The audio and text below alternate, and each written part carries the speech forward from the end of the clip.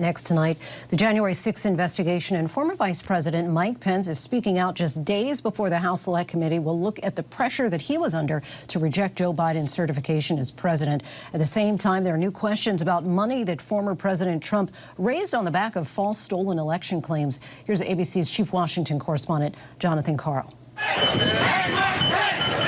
As lawmakers prepare to outline what they describe as Donald Trump's relentless pressure campaign against his own vice president, Mike Pence is speaking out. I'll always believe that I did my duty that day, and I know in my heart of hearts I did.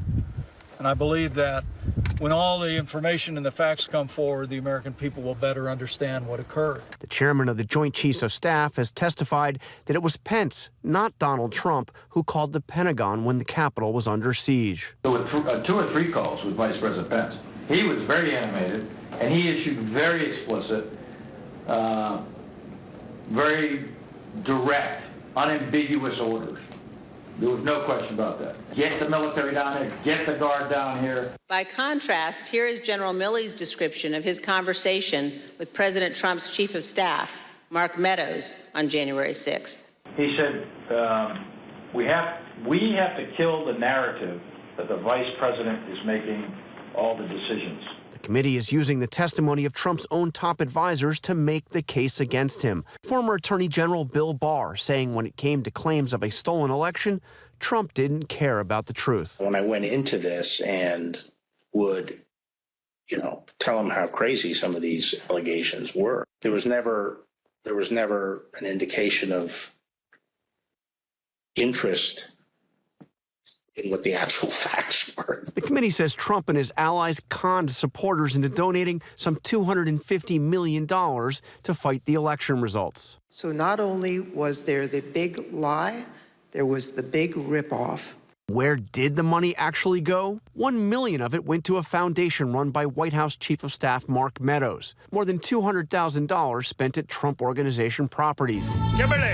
And tens of thousands of dollars went to Donald Trump Jr.'s fiancée, Kimberly Guilfoyle, who was seen backstage at the rally outside the White House on January 6th. Liberty-loving patriots that will not let them steal this election. She spoke for 2.5 minutes and then was paid $60,000. $400 a second. And Jonathan Karl joins us now from Washington. John, we expect to learn more from the committee hearing about that pressure campaign against Mike Pence. What do we know about who will testify?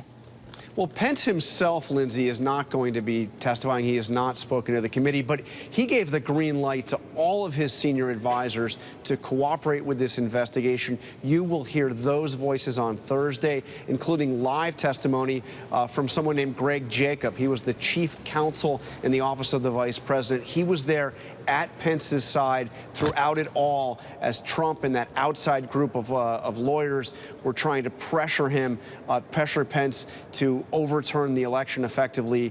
One person overturning the election on January 6th. He will talk about that. You'll also hear in some of those tape depositions, including from Pence's chief of staff, Mark Short, who was also with him throughout all of this. All right, Jonathan Karl, our thanks to you as always. Hi, everyone. George Stephanopoulos here. Thanks for checking out the ABC News YouTube channel. If you'd like to get more videos, show highlights, and watch live event coverage, click on the right over here to subscribe to our channel. And don't forget to download the ABC News app for breaking news alerts. Thanks for watching.